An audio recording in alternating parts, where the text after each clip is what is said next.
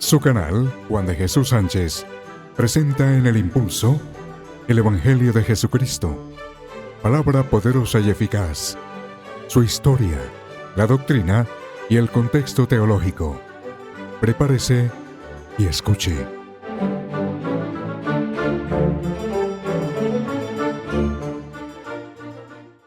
Y hoy vamos a hablar de un tema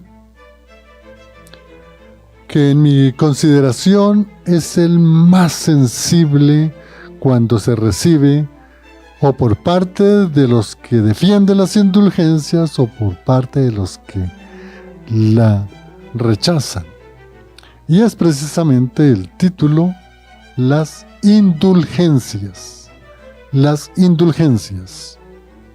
Este es un tema muy extenso, pero es un tema que vale la pena poder hacer por lo menos una síntesis de lo que es o lo que significa las indulgencias, hacer un breve examen de algunos hechos históricos, mirar algunos hechos teológicos o de la doctrina de la Reforma y examinar puntualmente lo que realmente es la indulgencia y poder examinar algunos textos en los cuales la que ha forjado a través de la historia, que es la Iglesia romanista, indicar por lo menos algunos versículos porque ellos le dan una validez como doctrina, como dogma dentro de la Iglesia romanista. La primera pregunta que uno se hace cuando empieza uno a examinar un tema es ¿qué significa? ¿Cuál es la parte conceptual? Lo que nosotros podemos decir la definición o el concepto.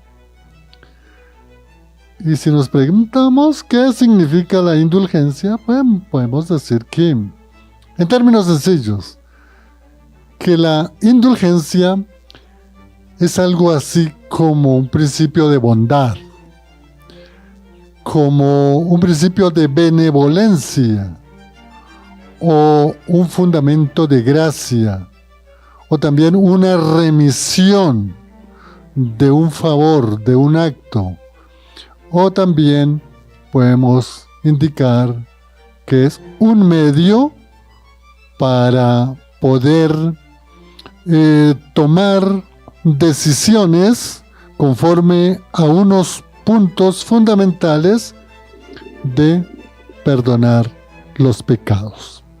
La indulgencia es la remisión ante Dios de la pena temporal por los pecados ya perdonados. En lo referente a la culpa, al pecado, que gana el que se confiesa y el que hace una serie de connotaciones para poder ser libre del pecado. Este concepto que estoy indicando es más dentro del contexto de la literatura de la Iglesia romanista. Tiene que ver un elemento fundamental con la parte de administrar lo que es lo que puede ser la redención, aplicado precisamente siempre por una autoridad jerárquica. Indulgencia también podemos indicar que como una gracia o favor es que recibimos la concesión de la mediación, óigase bien, por parte de una institución, es decir, la Iglesia, como un medio para poder hacer remisión de pecado. Para esto se miran algunos aspectos, como por ejemplo alguna institución, algunas normas que están especialmente en los catecismos de la Iglesia romanista, y fundamentalmente toda una serie, digamos, de protocolos o de elementos o de organizaciones, quienes tienen derecho a una indulgencia, quién la otorga, quién la firma y el propósito de la indulgencia. Reitero, ¿no?, que todas estas apreciaciones que he estado compartiendo con usted como una forma en el preámbulo es lo que realmente ordena el canon, se llama, es como el versículo o el artículo del Código de Derecho Canónico en su canon 994. Ellos dicen lo siguiente: esta es doctrina de la Iglesia romanista, ¿no?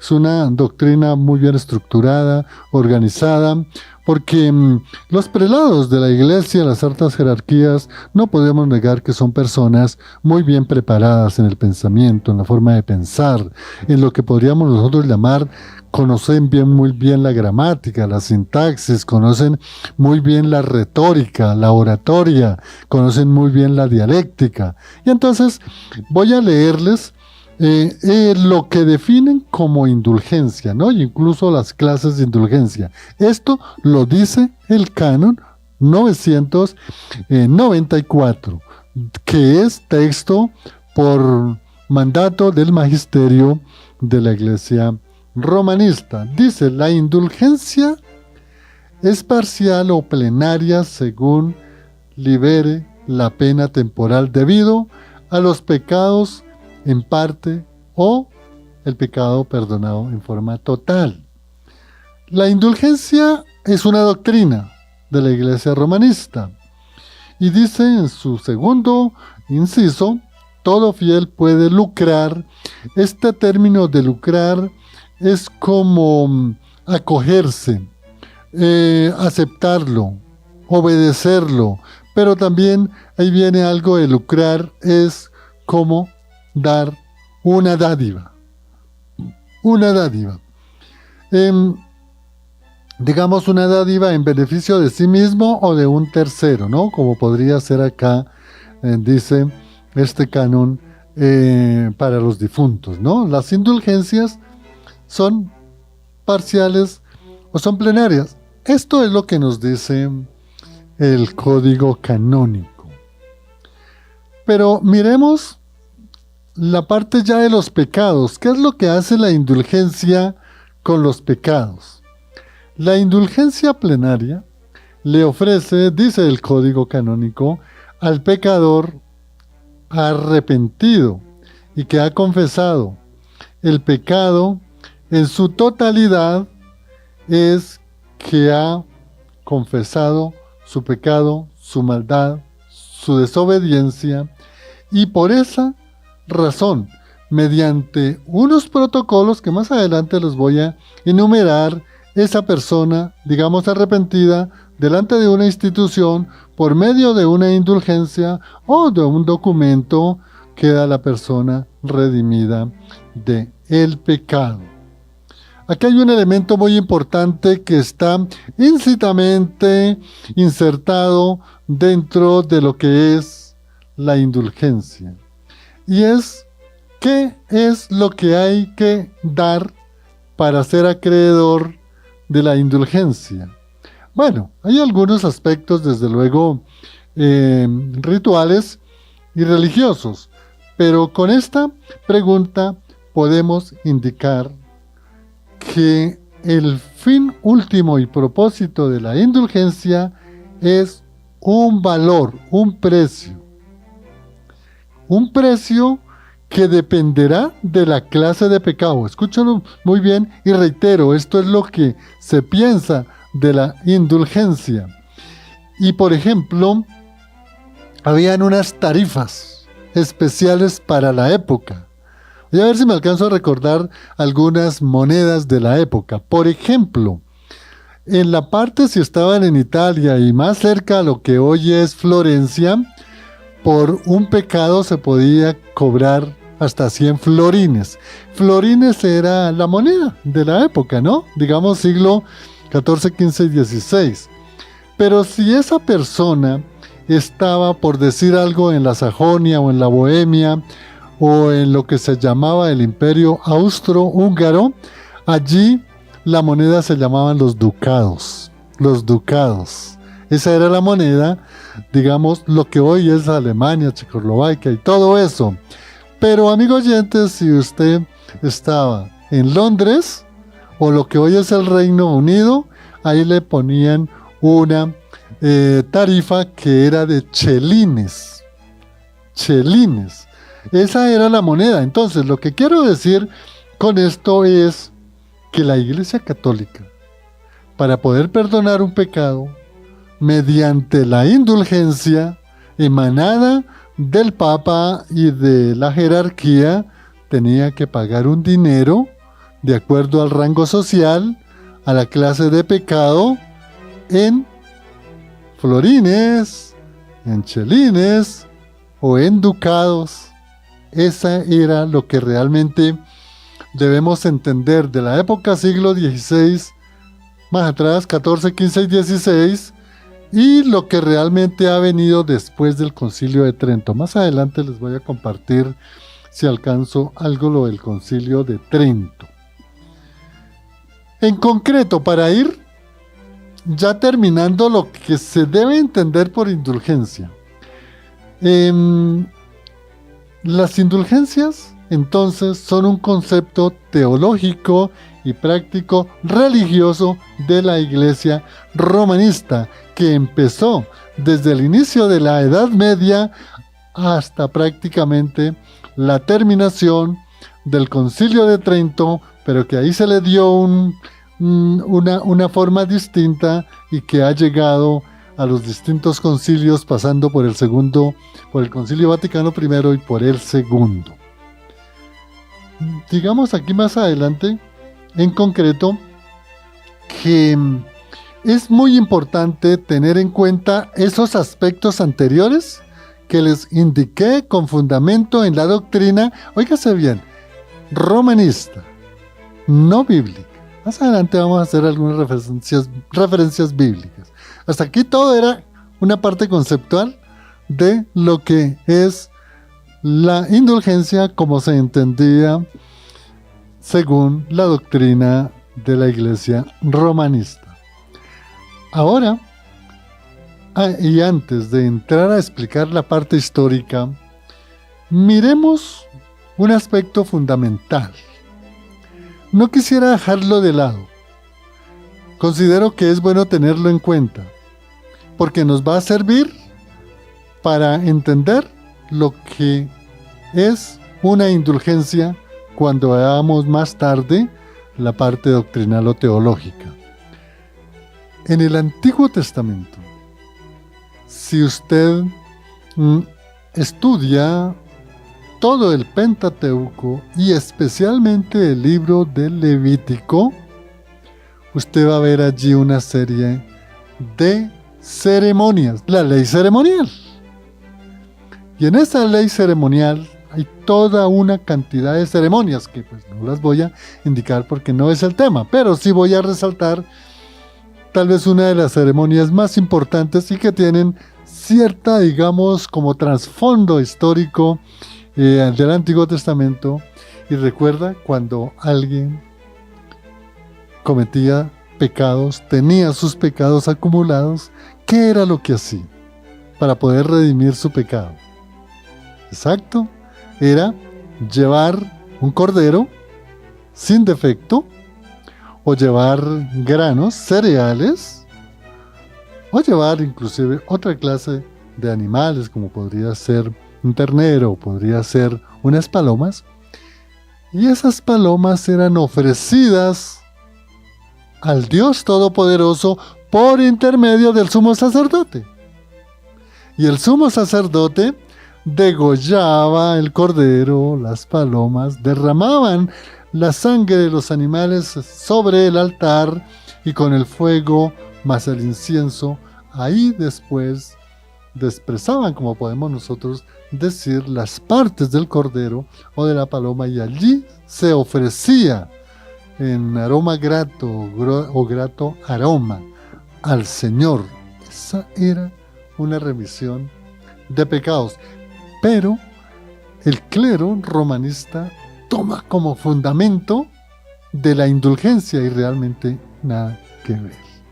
Tiene algunos aspectos con las doctrinas, por ejemplo, de la justificación, las doctrinas de la expiación, de la propiciación, de la sustitución, de la imputación, sí, lo tiene.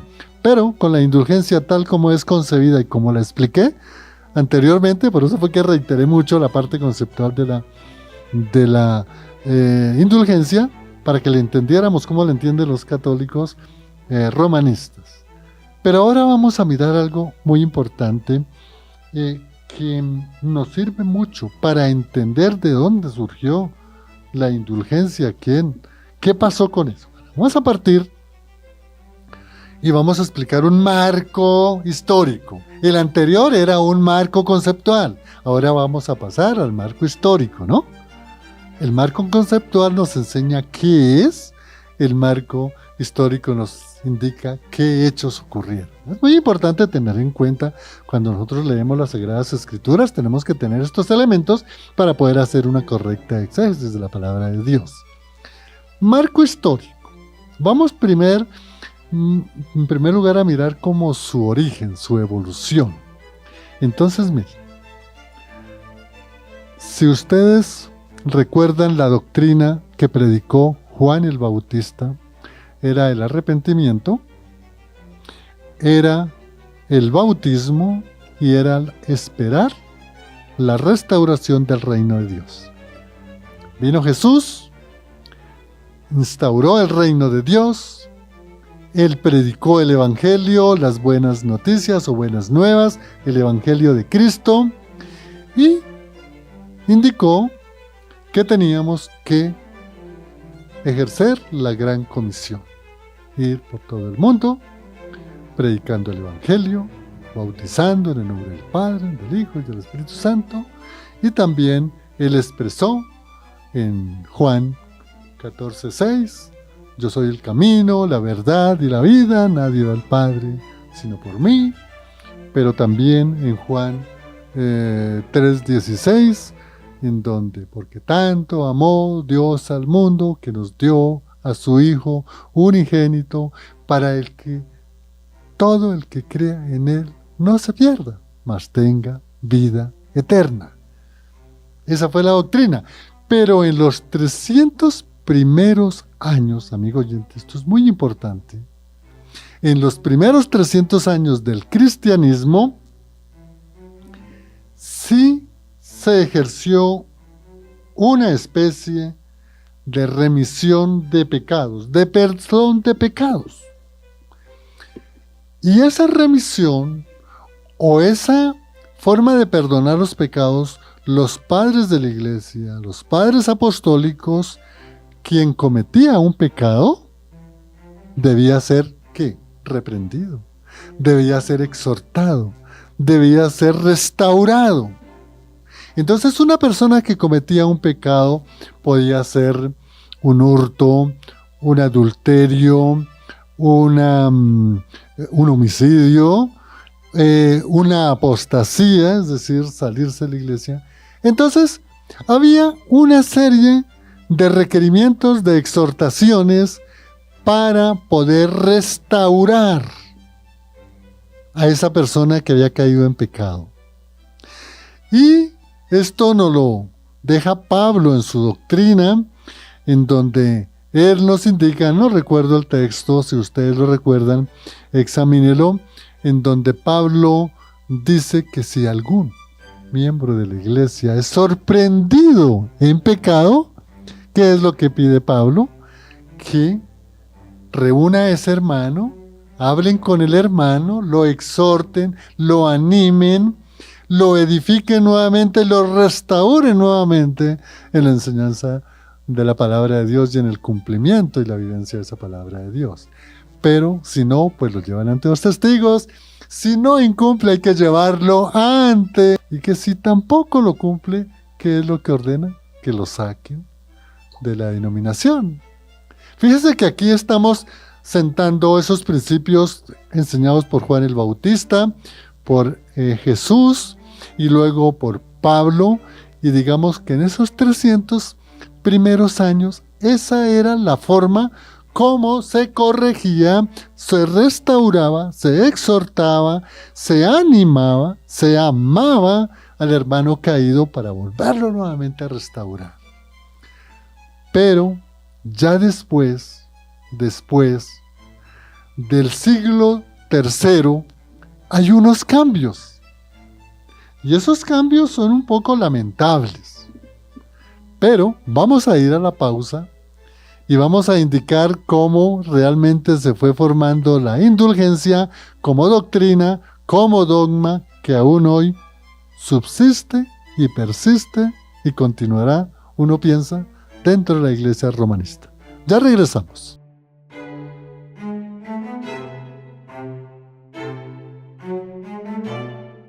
Y regresamos a continuar desarrollando el tema de las indulgencias. Un tema, como lo indiqué al comienzo, emocionante, pero es un poquito complicado. Espero que en ese primer bloque, en la parte introductiva, haya quedado, digamos, como el deseo de poder seguir investigando algo como de animación o de motivación para examinar lo que realmente significa la indulgencia o las indulgencias dentro de la doctrina romanista. Y estábamos entrando ya a un marco histórico, y antes habíamos hablado del Antiguo Testamento, lo de Juan el Bautista, Jesús en su predicación, el Evangelio, y habíamos hablado como los 300 primeros años en los que había ya una serie, digamos, de protocolos, de elementos para poder restaurar a la persona que caía o incurría en pecado. Y hablamos hasta el siglo III, pero quisiera indicarles que toda esta información pues la he tomado de varias enciclopedias, por ejemplo, la recopilación histórica de Eusebio de Cesarea, eso es muy importante tenerlo. También me he fundamentado en diccionarios como el de CLIE, el Diccionario Evangelístico para Latinoamérica, pero también especialmente lo de Justo L. González. Y de igual manera, en algunos apoyos, en algunas bases de datos o bibliotecas virtuales como Wikipedia y otros, ¿no? Indicaba esto porque estos son temas que qué bueno que lo pudieran ver también algunos cristianos católicos. Mire lo que se decía de cómo era la restauración, la indulgencia, como el perdón del pecado, la justificación. Mire lo que se decía en el siglo, la recopilación de lo que pensaban los biblistas, los estudiosos del siglo III o hasta el siglo III. Ellos decían esto: la idea de las indulgencias se originó en la iglesia primitiva, desde el inicio, desde Pentecostés, cuando los obispos, o sea, los pastores y los sacerdotes otorgaban la absolución de los pecados a los penitentes, es decir, a los que pecaban, los que se arrepentían, que habían cumplido con ciertas condiciones, ¿no? La confesión, y bueno, como la oración, también el ayuno, o también la ofrenda. Los primeros antecedentes de la práctica de indulgencias se remonta al siglo III, como lo hemos indicado. En el cristianismo antiguo, la penitencia impuesta a los pecadores que habían confesado sus pecados era bastante severa. Y la correspondiente, digamos, disciplina también era bastante fuerte. Así que, de acuerdo a la clase de pecado, se imponía también, digamos, la corrección, que no era solamente de exhortación, de enseñanza, sino también de castigo físico.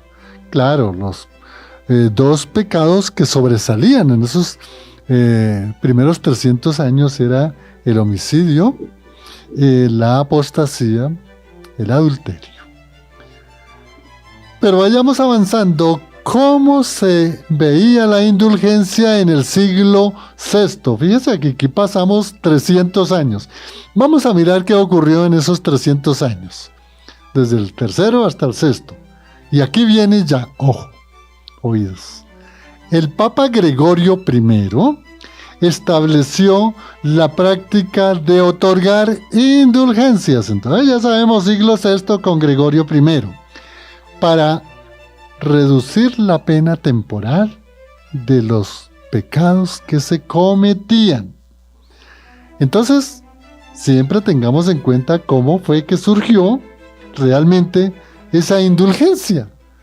Pues con un decreto, eso se llama bula papal, es un documento, la bula papal, no otra cosa, la bula de Gregorio I fue el que dijo, un momento, hay que otorgar una indulgencia para el señor que peca, pero entonces además de confesarse, tiene que obedecer al obispo de Roma, y además de eso tiene que bautizarse, y tiene que llevar una ofrenda, una dádiva, un pago. ¿Ve cómo va avanzando con Gregorio I? No se va a olvidar.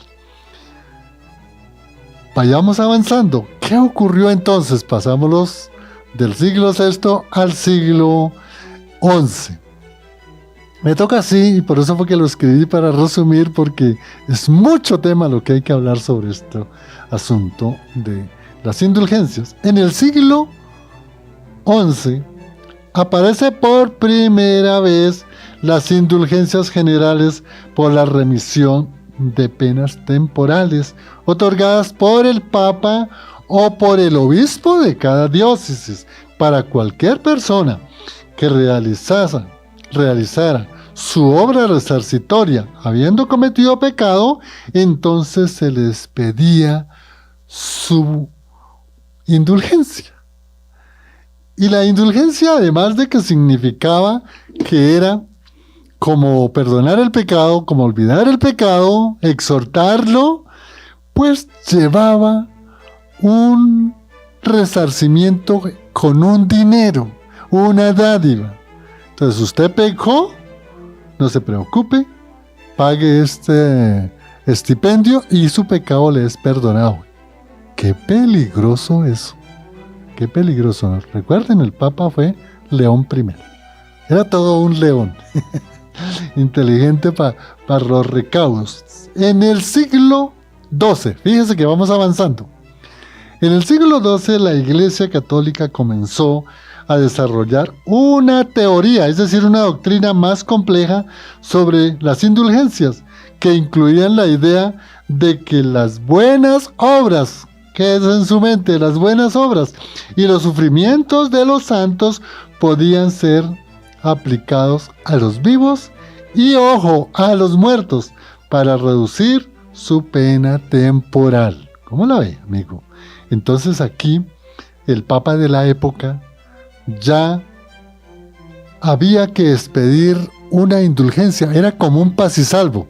Es como cuando usted va a la oficina de Hacienda Pública del distrito y entonces se le perdió a usted su pasisalvo y se lo pidieron en alguna parte. Entonces usted va a la oficina, perdónen el ejemplo, pero es igual, es que es verdad, es así. Entonces les piden su pasisalvo. Entonces, ¿qué hacía el obispo de Roma y los otros obispos que iban obedeciendo al obispo de Roma? Iban como pecadores. Ya me confesé, ya hablé con el obispo, ya volví a hacer la promesa de penitencia, ya recé mis maitines, mis laudes, mis vísperas. Esos es claro, esos términos los digo, pero es que así se llaman. Maitines, laudes y vísperas eran unas oraciones para perdonar los pecados. Si me escucha Marcelita, yo la molesto a ella porque ella se levanta a las 4 de la mañana a hacer sus oraciones. Entonces, ¿qué fue lo que pasó aquí con la Iglesia Católica o Romana en el siglo XII?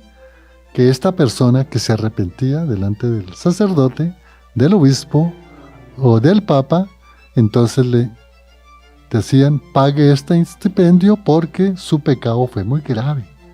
pero tranquilo que usted, aquí está su paz y salvo. Y le entregaban esa indulgencia, un paz y salvo. Por eso lo comparaba con el paz y salvo del impuesto predial. Una cosa muy parecida, ¿no? Empezaron a hacer negocio con el evangelio, y perdónenme, pero es que con la palabra de Dios no se puede negociar. Tremendo. Bueno, entonces sigamos y pasemos al siglo XV. La iglesia romanista comenzó a vender indulgencias. Mire que ya puso su staff, ¿no? Su supermercado. Ya empezaron a vender. La iglesia católica empezó a vender indulgencias como una forma de recaudar fondos para la construcción de la Basílica de San Pedro. Resulta que en ese entonces estaba un señor, el Papa se llamaba, ¿cómo era? Julio II. Y ese señor empezó a elaborar todo el proyecto de construir esa basílica tan tremenda, la más grande del mundo. Y murió Julio II y lo siguió el señor León X. Eran hartos leones, fíjense que desde el primero ya en cuestión de 7 siglos ya han pasado 9 leones más, porque ya estamos en León X en el siglo XV. La Iglesia Católica comenzó a vender indulgencias como una forma de recaudar fondos para la reconstrucción o construcción de la Basílica de San Pedro. Entonces, ellos decían, usted pecó, venga y pague acá porque nosotros necesitamos plata. Pero vino algo peor con el señor Papa León X. Y él consiguió un fraile. Un fraile es como un sacerdote, un monje. Pero les voy a leer para que no haya cosas que es que me estoy yo inventando. Que como soy abogado hablo harto y entonces me salen cosas. No. Por eso he decidido más bien leer.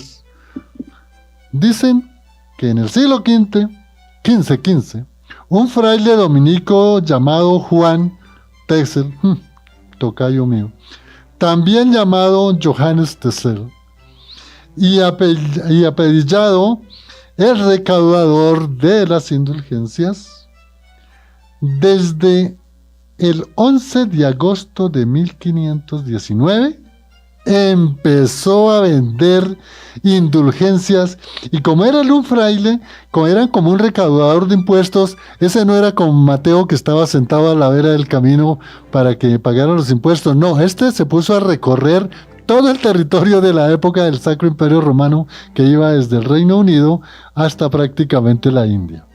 Y se fue el señor Juan Texel, y a vender de indulgencias como el que está vendiendo el libro de moda o tal vez el vestido de moda. ¿Y sabe qué se inventó? Él decía, mire amigos, ustedes han pecado y están condenados a ir al infierno o al purgatorio, pero yo les presento la indulgencia. Usted mató a su hermano, entonces ven acá, pague tantos chelines, florines o ducados. Y aquí está su indulgencia, su paz y salvo. Y entonces usted ya queda libre de su pecado, ya usted es un santo. Oye, tremendo, ¿no? Sabe que esto al leerlo pareciera un chiste, pero eso ocurrió y está ocurriendo. Pero mire como si fuese poco la inteligencia del señor Juan Texel. ¿Sabe qué decía también? Y mire, y si su papá o su abuelita o su hermana o su hermano mayor ya murió, ya hizo pecados y murió con pecado, venga también, compre la indulgencia. Porque una vez, mire lo que decía Texel, una vez que la moneda de oro, el chelín, el ducado o el florín caiga en el asiento de la alcancía o del recipiente, el alma de su abuelita o de su hermano sale del purgatorio y se va para el cielo. Venga y pague acá, aquí está su paz y salvo. Por eso es que estoy leyendo para que no haya inconvenientes. El 11 de agosto, cuyo nombre pasó a la historia de Texel, llamado el hombre de las indulgencias, que fue el que se encargó a vender como el mejor comerciante el perdón de los pecados con dinero. ¿Para qué? Para la iglesia, para construir el templo en Roma. Miremos aquí otro poquito más con el Papa León X. El Papa León X utilizó la venta de indulgencias como medio principal para financiar sus enormes proyectos de la construcción de la Basílica de San Pedro en Roma.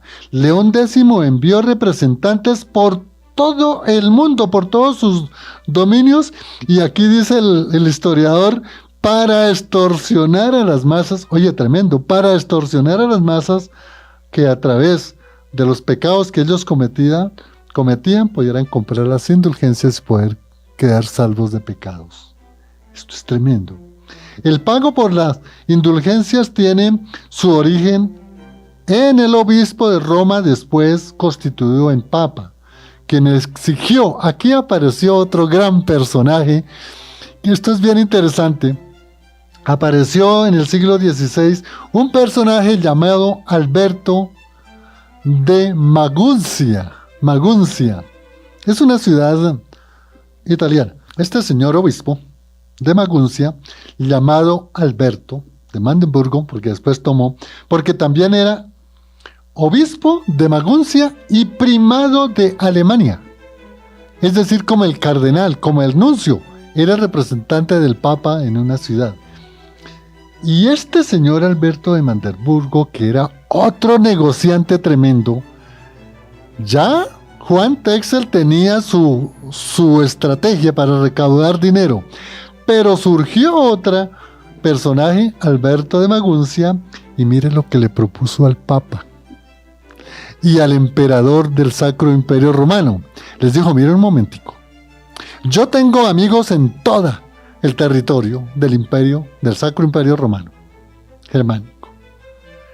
Yo le pago, dice Alberto de Maguncia, yo le pago 24,000 ducados de monedas de oro al año y me deja usted lo que yo recaude después de los 24,000 ducados.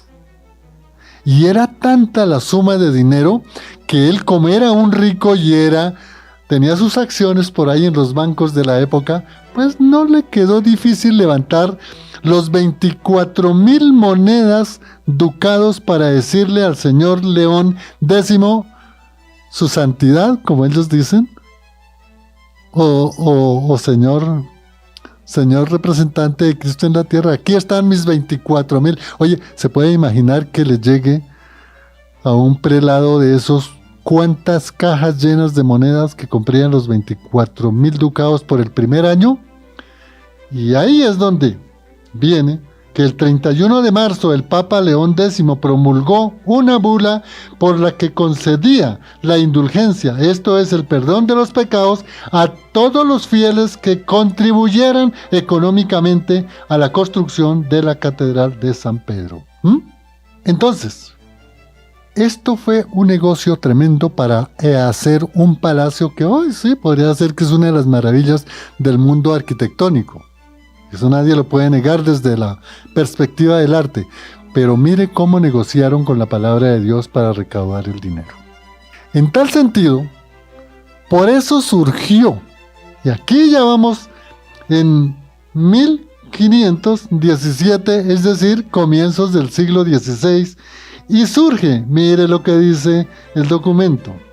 El teólogo alemán Martín Lutero criticó la venta de indulgencias y colocó sus 95 tesis en la puerta de la catedral de Wittenberg para protestar, porque eso no era de las Sagradas Escrituras, no lo indicaba las Sagradas Escrituras. ¿Qué pensaba Lutero con las indulgencias? Lutero afirmaba que los predicadores de indulgencias, tal como lo he venido indicando, lo hacían sin tener en cuenta la diferencia entre la remisión de la culpa y los pecados y la remisión de las penas por los pecados. En otras palabras, voy a tratarles de explicar, porque este texto sí es un poquito complicado. Es decir, Martín Lutero le dijo al Papa, a los obispos y a los que compartían el Sacro Imperio Romano: ustedes no vengan aquí a jugar con el negocio de la palabra de Dios, porque no tiene que ver nada la remisión de penas, el perdón de los pecados, la restauración del pecador delante de Dios, porque nada tiene que ver la indulgencia con las doctrinas de la justificación, de la redención, de la expiación, de la propiciación o de la imputación. Es decir, nada que ver con el conjunto de doctrinas de la salvación. Ese Lutero fue un tremendo. Pero, como bien sabemos, esto repercutió en todo el Sacro Imperio Romano Germánico y desde luego en Roma. Y entonces ahí vino prácticamente la intervención de Martín Lutero. Entonces voy a adelantarme porque me emocioné mucho y vi el reloj y ya se me acabó el tiempo. Pero voy a mirar aquí una partecita a lo último. Uy, yo tenía aquí como para 5 horas. Mire, vamos a hacer esta conclusión. Aquí dice: argumentos en contra de las indulgencias. No se puede comprar el perdón. Segundo, el perdón es por la gracia, con la fe en Jesucristo. Tercero, solo hay un mediador entre Dios y los hombres, como dice 1 Timoteo 2:5. Solo hay un mediador entre Dios y los hombres, Cristo Jesús. Argumentos a favor de las indulgencias que lo hace la Iglesia Católica. Y miren, lean, la Iglesia Católica dice que esto tiene fundamento en Juan 20, 22, 23. Juan 20, 22, 23. Repasen y lo verán que nada tiene que ver. La oración de las obras nada tiene que ver con Hebreos 4:16. Están por allá perdidos. Y 3, la comunión de los santos, es decir, recibir la hostia y comerla. Y eso dicen ellos que está en Efesios 4:25. Ahí les dejo esos textos bíblicos que ellos toman para argumentar las indulgencias, pero que si ustedes los leen, nada que ver. Están por allá por otro lado. Amigo oyente, todos los que estuvieron comunicados, gracias. Y agradecemos a Lorena y Vivian en el Control Master, y les habló en el impulso con las indulgencias Juan de Jesús Sánchez Aponte. Vuelvan a repasar ese tema que es bien interesante. Bendiciones.